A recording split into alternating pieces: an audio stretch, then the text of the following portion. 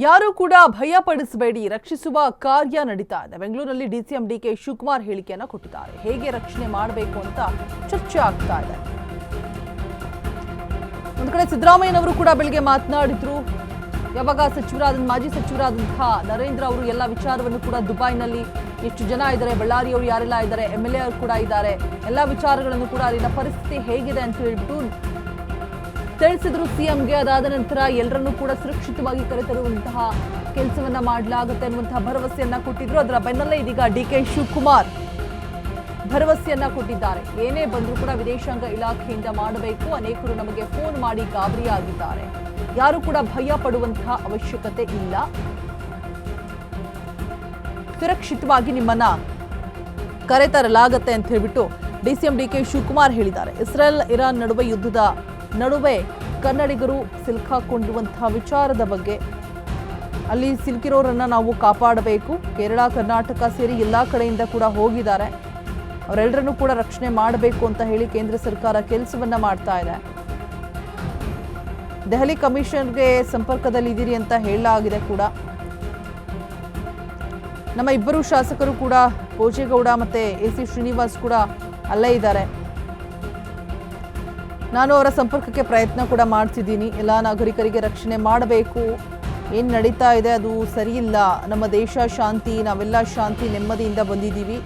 ಇವತ್ತು ದಾಳಿ ನಡೀತಾ ಇರೋದು ಸರಿ ಇಲ್ಲ ಅಂತ ಹೇಳ್ಬಿಟ್ಟು ಮಕ್ಕಳ ಶಾಲೆ ಮೇಲೆ ದಾಳಿ ಮಾಡಿದ್ದು ಖಂಡನೀಯ. ನಾವು ಆತಂಕ ಪಡಬೇಕಾಗಿಲ್ಲ. ಕೇಂದ್ರ ಸರ್ಕಾರಕ್ಕೆ ನಾವು ಒತ್ತಡವನ್ನು ಹೇರಬೇಕು.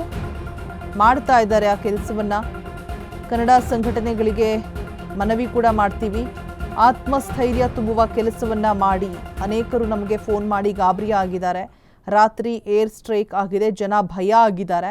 ಆದ್ದರಿಂದ ನಾವು ಆತಂಕ ಪಡುವ ಹಾಗಿಲ್ಲ. ಯಾವುದೇ ಪ್ರಾಬ್ಲಮ್ ಆಗೋದಿಲ್ಲ, ಆರಾಮಾಗಿರಿ. ನಾವು ನಿಮ್ಮನ್ನ ಸುರಕ್ಷಿತವಾಗಿ ವಾಪಸ್ ಕರೆತರುವಂತಹ ಕೆಲಸವನ್ನ ಮಾಡ್ತೀವಿ ಅಂತ ಹೇಳ್ಬಿಟ್ಟು DK ಹೇಳ್ತಾ ಇರುವಂಥದ್ದು.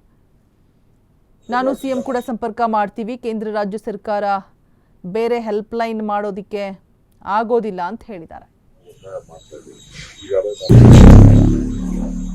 ಕಾಪಾಡಬೇಕು.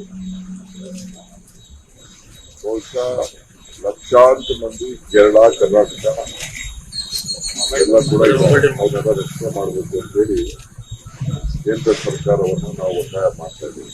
ಈಗಾಗಲೇ ನಮ್ಮ ಡೆಲ್ಲಿ ರೆಸಿಡೆನ್ಸ್ ಕಮಿಷನರ್ಗೆ ಸಂಪರ್ಕ ಕೇಳಿದ್ದಾರೆ. ನಮ್ಮ ಶಾಸಕರು ಕೂಡ ಇಬ್ಬರು ಸೇರ್ಕೊಂಡಿದ್ದಾರೆ. ಶ್ರೀನಿವಾಸು, ಭೋಜೇಗೌಡರು ಅವರೆಲ್ಲ ಕೂಡ ಇದ್ದಾರೆ. AC ಶ್ರೀನಿವಾಸ್ ಅವರು ನಾನು ಸಂಪರ್ಕಕ್ಕೆ ಟ್ರೈ ಮಾಡ್ತಾ ಇದ್ದೀನಿ. ಭರತ್ ರೆಡ್ಡಿ ಫ್ಯಾಮಿಲಿ.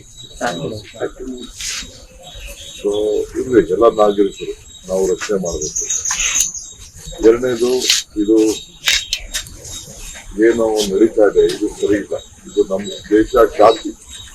ನಾವು ಯಾವಾಗಲೂ ಶಾಂತಿಗೆ, ತ್ಯಾಗಕ್ಕೆ ಗೌರವನ ಕೊಟ್ಟು ಬಂದಿದ್ದೀವಿ. ಇದಕ್ಕೆ ಇವತ್ತೇನು ಈ ದಾಳಿ ನಡೀತಾ ಇರೋದು, ಆ ಪುಟಾಣಿ ಮಕ್ಕಳು ಪಾಪ ಅವ್ರೇನ್ ಮಾಡಿದ್ರು, ಮಕ್ಕಳು ಆ ಮಕ್ಕಳು ಶಾಲೆ ಮೇಲೆ ಈ ರೀತಿ ದಾಳಿ ಮಾಡಿದ್ರು, ಇದು ಖಂಡನೀಯ. ಸೊ ಅದಕ್ಕೆ ನಾವೆಲ್ಲ ಸೂಕ್ತ ಕ್ರಮ ಕೈಗೊಳ್ಬೇಕು. ಆತಂಕ ಪಡೋದು ಬೇಡ. ನಮ್ಮ ಸರ್ಕಾರದ ವತಿಯಿಂದ ನಾವೇನು ಕೇಂದ್ರ ಸರ್ಕಾರದ ಮೇಲೆ ಒತ್ತಡ ಇರಬೇಕು ಆ ಕೆಲಸವನ್ನೆಲ್ಲ ನಾವೆಲ್ಲ ಮಾಡ್ತೇವೆ. ನಮ್ಮ ಕನ್ನಡ ಸಂಘಟನೆಗಳೇನಿದೆ ಅವ್ರಿಗೂ ಕೂಡ ನಾವು ಇದನ್ನು ಮನವಿ ಮಾಡ್ತಾ ಇದ್ದೀವಿ. ನೀವು ಕೂಡ ಎಲ್ಲ ಸೇರಿ ಆತ್ಮಧೈರ್ಯ ತುಂಬುವಂಥ ಕೆಲಸವನ್ನ ಮಾಡಿ. ಯಾಕೆಂದ್ರೆ ವಿಪರೀತ ಫೋನ್ ಕಾಲ್ಸ್ ಬರ್ತಾ ಇದೆ. ನಿನ್ನೆ ರಾತ್ರಿ ಕೂಡ ನನಗೆ ಪರಿಚಯ ಇರುವಂತ ಕೆಲವು ಅನೇಕ ಸಂಸ್ಥೆಗಳು ನಮ್ಮ ಹತ್ರ ವ್ಯವಹಾರಗಳು ಮಾಡ್ಕೊಂಡಿದೆ ಎಲ್ಲ ಕೂಡ ಮಾತಾಡಿದೆ.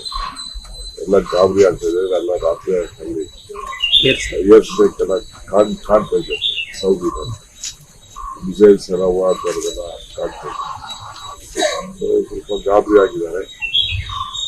ಪಕ್ಕದಲ್ಲೇ ಇದೆ, ಮಧ್ಯ ಒಂದು ಸೂಯಿಸ್ ಕ್ಯಾನಲ್ ಮಾತ್ರ ಇದೆ.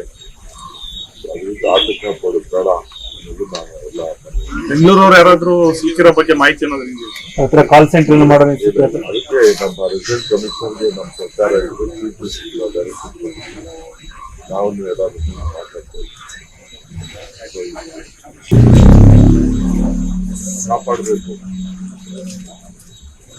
ಬಹುಶಃ ಲಕ್ಷಾಂತರ ಮಂದಿ ಕೇರಳ, ಕರ್ನಾಟಕ ಎಲ್ಲ ಕೂಡ ಅವನ್ನೆಲ್ಲ ರಕ್ಷಣೆ ಮಾಡಬೇಕು ಅಂತೇಳಿ ಕೇಂದ್ರ ಸರ್ಕಾರವನ್ನು ನಾವು ಒತ್ತಾಯ ಮಾಡ್ತಾ ಇದ್ದೀವಿ. ಈಗಾಗಲೇ ನಮ್ಮ ಡೆಲ್ಲಿ ರೆಸಿಡೆನ್ಸ್ ಕಮಿಷನರ್ಗೆ ಸಂಪರ್ಕ ಕೇಳಿದ್ದಾರೆ. ನಮ್ಮ ಶಾಸಕರು ಕೂಡ ಇಬ್ಬರು ಸೇರ್ಕೊಂಡಿದ್ದಾರೆ. ಶ್ರೀನಿವಾಸು ಭೋಜೇಗೌಡರು ಅವರೆಲ್ಲ ಕೂಡ ಇದ್ದಾರೆ. AC ಶ್ರೀನಿವಾಸ್ ಅವರು ಕೂಡ ಇದ್ದಾರೆ. ನಾನು ಸಂಪರ್ಕಕ್ಕೆ ಟ್ರೈ ಮಾಡ್ತಾ ಇದ್ದೀನಿ. ಭರತ್ ರೆಡ್ಡಿ ಫ್ಯಾಮಿಲಿ. ಸೊ ಇದ್ರೆ ಎಲ್ಲ ನಾಗರಿಕರು ನಾವು ರಕ್ಷಣೆ ಮಾಡಬೇಕು. ಎರಡನೇದು, ಇದು ಏನು ನಡೀತಾ ಇದೆ ಇದು ಸರಿ ಇಲ್ಲ. ಇದು ನಮ್ಮ ದೇಶ ಶಾಂತಿ. ನಾವು ಯಾವಾಗಲೂ ಶಾಂತಿಗೆ, ತ್ಯಾಗಕ್ಕೆ ಗೌರವ